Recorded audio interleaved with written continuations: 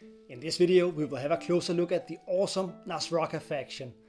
Their special ability is planet exploration. We'll have a look at their strengths. What are you doing?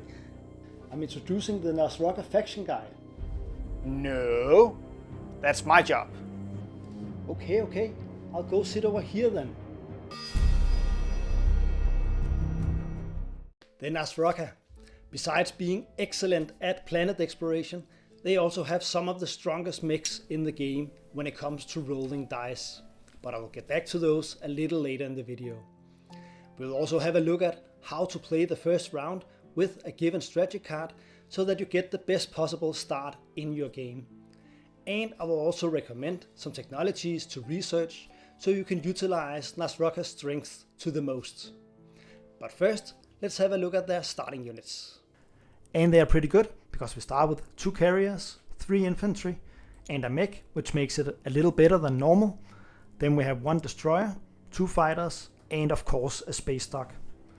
And we also start with AI development algorithm and psycho-archaeology. But I will get back to these 2 a little later in the video when we talk about technology. So what makes Naaz-Rokha so good at planet exploration? Well, there are 4 reasons for this. First of all, it's their agent, it's their commander, it's their faction ability called Distant Suns, and lastly, one of their faction technologies called Pre-Fab Arcologies.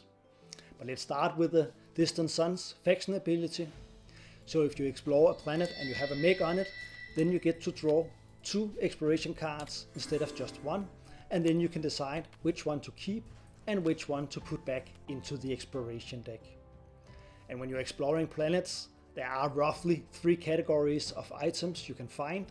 First of all, you have planet attachments, then you have relic fragments, and then you have all the minor random stuff.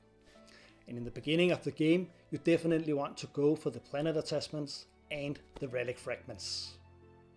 Why is it exactly we want to keep the relic fragments and the planet attachments? So planet attachments will increase either the resource value, the influence value, or maybe give it one of the colored technology skips. And that simply makes the planet better for the rest of the game. And besides the planet attachments, you should also keep the relic fragments, because when you purge enough of them, then you get to gain 1 relic that can be extremely powerful for you. You will probably need to explain that a little more. Yes, so all other factions require 3 relic fragments of the same type before they can purge them and gain 1 relic. But Naaz-Rokha has another faction ability called Fabrication, and that says that we only require 2 relic fragments before we can purge them and gain 1 relic, and that makes it so much easier. What else can the Fabrication faction ability do for us?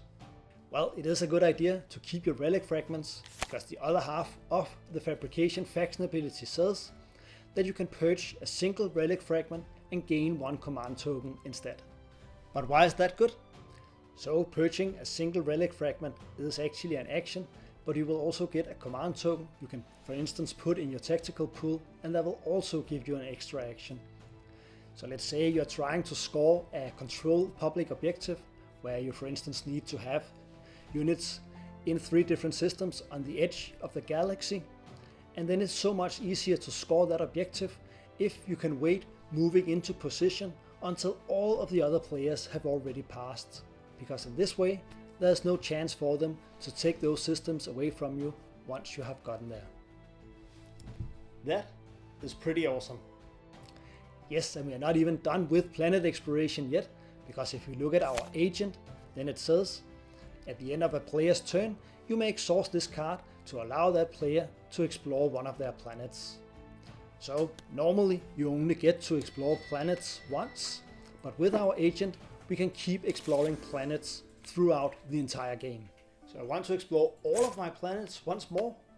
No, I don't recommend doing that. Instead, you should place a second space dock on preferably one of the red hazardous planets, or secondly on one of the green industrial planets instead. And then you keep exploring that planet, because when you find any planet attachments there, then you will increase the resource value, and then you will have more resources to produce for, but you will also increase the production capacity on that space dock. And really avoid doing this on a cultural planet. First of all, because the planet attachments only increases the influence value, and that doesn't help your space dock produce more units. And secondly, you risk, but usually it is a good thing to find, but you risk finding the demilitarized zone. And if you do that, then you will have to remove all the ground forces, all PDSs, and your space dock on that planet. And then you have all of a sudden lost your space dock with the highest production capacity. Do we have any more abilities we can use to explore planets with? We have just one more ability, and that is our commander. To unlock him, we need to have 3 mechs on 3 different planets, and then we can use his ability. And that is that whenever we gain control of a planet taken from another player, then we can explore that planet. I don't think this is the most useful ability of them all, but of course it's nice to have, and I think it fits perfectly with the theme of this faction. And do you remember what I said about keep exploring the same planet in the hope of finding planet attachments? Well, yes, but what is your point? We have a faction technology called Pre-Fab Arcologies. It's pretty expensive to get because it requires 3 green technologies before we can research it. Of course, we start with Psycho-Arcology, so we have 1 and just need 2 more. But this works perfectly in tandem with our agent. So let's say we have this planet with a lot of resources on it, let's say 5 to 8 resources. Then we spend those. Now we use the agent to explore that planet, and now our Pre-Fab Arcologies kicks in so we can ready that planet, and now we have those 5 to 8 resources we can spend once more in the same game round. 16 resources on a single planet in every round, that is pretty awesome. Yes, but only research this technology if your forward dock is on a planet with 1 or more planet attachments that increases its resource value. Otherwise, it's simply not worth it. Alright, so this faction is pretty good at exploring planets, but what about combat? I want to roll some dice here. Then I have some good news for you, because Naaz-Rokha got some of the best mechs in the game when it comes to combat, and they are not even limited to ground combat. Okay, that sounds promising. It is. But now, let's have a look at how the first round can be played. Alright, let's have a look at the first round demonstration. I placed my 4 favorite strategy cards in front of me here. So first off, we have trade, and that will give us 3 trade goods, and that means at least 3 trade goods. And that means that we can follow the secondary of technology when that card is played, and that is very often played in round 1. And we will also have some extra trade goods and or resources to produce units for. But if somebody else already picked this, then I would go for technology, so we get a technology for free. And then I would either go for hyper metabolism, that says during the status phase gain 3 command tokens instead of 2. But we can only get this if we have a green tech skip planet in our slice that we can reach in round 1. But this technology is super good to get early on in the game, because then we will gain those extra maybe 5, 6, 7 command tokens during the game. But of course, if we don't have that tech skip planet in our slice, we can't go for that. And then I would go for the scanning drone network technology instead. It says when you activate a system, you may explore 1 planet in that system which contains 1 or more of your units. And since we're going to have a forward dock with some units on it, and we're going to explore, then we can explore that planet every time we activate that system to produce units on that space dock. So that is very convenient to have. Then thirdly, and this is not necessarily my 3rd pick, but we really want construction to be played in round 1, so we can actually place that forward space dock. So if you are last or second last to pick and nobody else has taken construction, then I would strongly consider picking it myself. And if it has already been taken, then lastly I would go for leadership, because gaining 3 command tokens for free, possibly buy some extra, is always very useful to be able to do. But let's say that we got the trade strategy card for ourselves. The red player got technology, white has construction, and blue got leadership. Is there an edit here? It is probably a really good idea to talk to the technology player. Since we have the trade card, we can offer the technology player a fairly good deal, so he could wait playing the technology card until after we have gained control of Warhol with the green tech skip on it. So the other players have already taken their turns, so now it gets to be our turn. So I think we should quickly fly out here to Krak and Sig with the carrier. And then we'll place the mech on Krak here, because it is the 2 resource planet. So this is the planet we want our forward dock on. So we'll place it there, and then we have some infantry and Sig. Let's bring a fighter as well. And since we have a mech on Krak, we can pick 2. Or we can explore it twice. And then we can choose one of these. So first we got a core mine. It says if you have at least 1 mech on this planet, or if you remove 1 infantry from this planet, gain 1 trade code. Alright. And the other one, expedition. That's the same prerequisites. So since we have a mech on it, we can ready this planet. So we will keep the expedition and discard the core mine. We will also put the expedition back into the discard pile, because they can be explored and found once more. And let's also have a look at Sig here. Volatile fuel source. If you have at least 1 mech on this planet, or you remove 1 infantry from this planet, gain 1 command token. And we will certainly discard a command token, or certainly discard an infantry for a command token. That's what I meant. And now everybody else takes their turns, and it gets to be us again. So we actually have the 4 resources we need before we can follow the secondary of technology, which is convenient. But otherwise I would play the trade strategy card now, simply to make sure that I have enough resources to actually follow the technology card. But in this case we have the luxury of already having them, so instead I will fly out to Warhol here with the other carrier, fighter, and infantry. Let's bring the destroyer as well. Let's have a look. A blue relic fragment. And we can only get 1 card because we don't have a mech on that planet. And the relic fragment will give us a command token we can use later in the game, or possibly get a relic. And now everybody else takes their turns. And let's say the construction player plays his strategy card now. So we want to follow that and pay 1 token. And we would normally place it in the system where we are placing the space dock, but since there's a token here already, we will just put it in the reinforcements. So let's get that space dock down there. And after the construction player, it gets to be us. So let's just play the trade strategy card. So we will get 3 trade goods and replenish our commodities. Let's just say that we make a simple deal with the construction player. We have neighbors. There's a white unit in the empty system. So let's just say we gain 3 trade goods for simplicity. Of course you would try to make a better deal than that.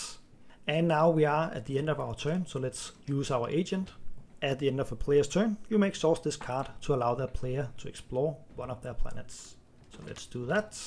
And let's explore Krak here. And since we have a mech on it, we get 2 cards.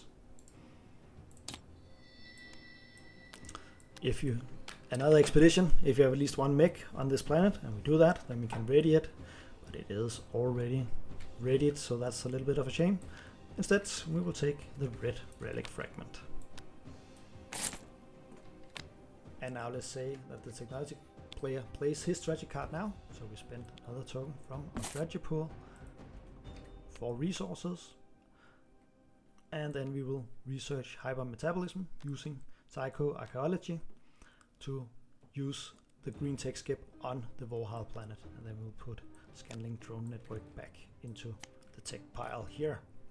So when it gets to be our turn, as our last action, we will activate our home system, and we have 7 resources to produce for.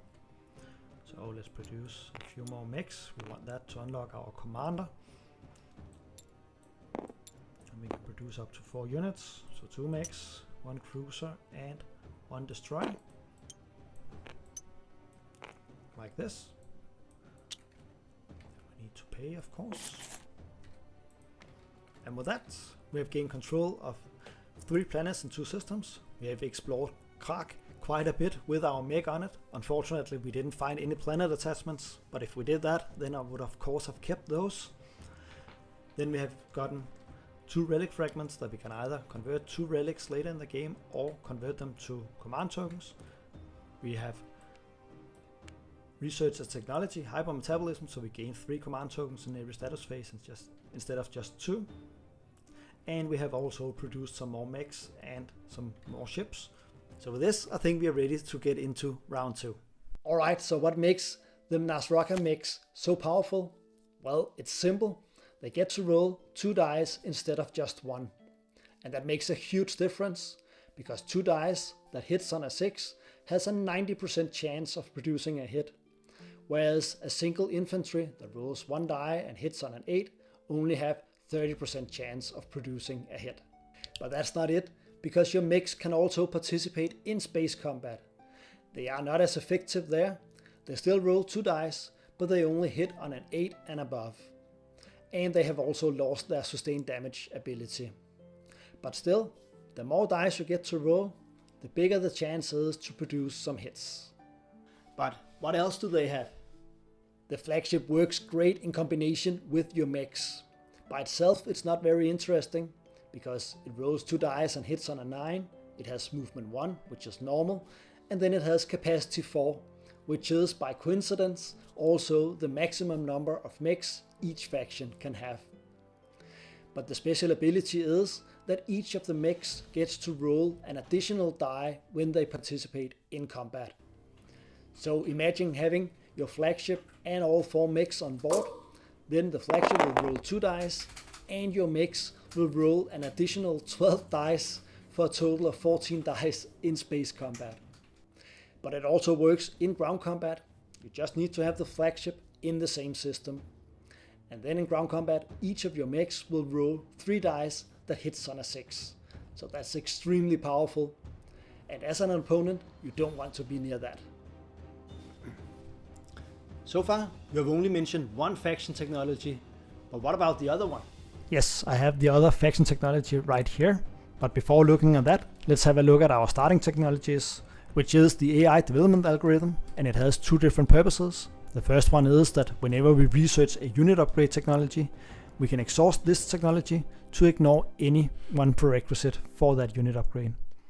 And the other use is when one or more of your units use production, you may exhaust this card to reduce the combined cost of the produced units by the number of unit upgrade technologies that you own. So this technology is really beneficial to have to research unit upgrades, and we can actually research the Cruiser 2 unit upgrade already in round 1 if we choose to do so, because it requires a green, yellow and a red technology. We already got the green and the red one, and since this one can count as a yellow one, then we actually have access to it already in round 1. But I would wait a little bit with this. The first technology I would go for is hypermetabolism.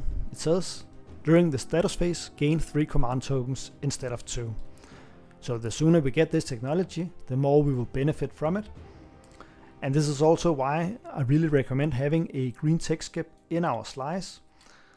So let's say that we fly out and gain control of Warhol here, then we will receive the planet card as exhausted. But this is where our second starting technology comes into play, the Psycho-Archaeology. It says you can use technology specialties on planets you control without exhausting them, even if those planets are exhausted. And then it also says, during the action phase, you can exhaust planets you control that have technology specialties to gain 1 trigger. But it's the first part that's interesting here, because we now gain control of Warhol exhausted. But since we have Psycho-Arcology, we can use the green tech skip here, and Psycho-Arcology is also a green technology, and that means that we have the 2 technologies we need so that we can research hypermetabolism already in round 1.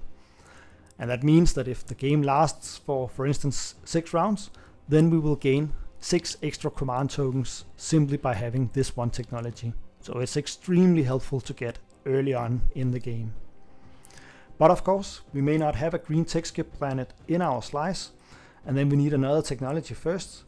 And the obvious choice here is the neural motivator. During the status phase, draw 2 action cards instead of 1, which is also really good. And of course, the sooner we get this, the more benefit we also get from this. So my first technology I would strive for is hypermetabolism. Then I would go for scanning drone network. It says, When you activate a system, you may explore one planet in that system which contains one or more of your units. And this works perfectly if we have a forward dock as we want, because whenever we activate that system, for instance to produce units, then we can also explore the planet with our space dock on before we produce, then we can produce afterwards, and then we can also exhaust our agent, and then we can actually explore that planet once more. And since we are not really going down into the blue tech tree, which normally gives us the most mobility, which is really important in a game of Twilight Imperium, then the Cruiser 2 unit upgrade is also a really good choice because of the movement 3, and it also has capacity. But of course, if you have a blue tech skip planet in your slice, you can also use that with Psycho-Archaeology, and then you can actually research gravity drive, which is also one of the best technologies in the game. Because with this technology, we can add +1 to the movement value of one of our ships during this tactical action. So this can be really beneficial to give either a carrier or maybe even our flagship a boost. And then lastly, we have the Pre-Fab Arcologies up here, and I would only go for this technology if our forward dock got some of the planet attachments on it, so that the resource value has increased to maybe 5, 6, 7 or 8 resources, because that's the only way this technology can pay itself back. But if you have that, then this technology can really boost your economy. So with all these technologies we need to get, then we probably won't get to research our other faction technology, the Supercharge. It says, at the start of a combat round, you may exhaust this card to apply +1 to the result of each of your unit's combat rolls during this combat round. So this is basically a morale boost action card that you can research, and then you can use it once per game round. It's fairly easy to get, it only requires 1 red technology, and we already have that, but I really don't think it's worth it. So I would probably never go research this technology. Those are some interesting technologies, but I still think we need to talk about the hero.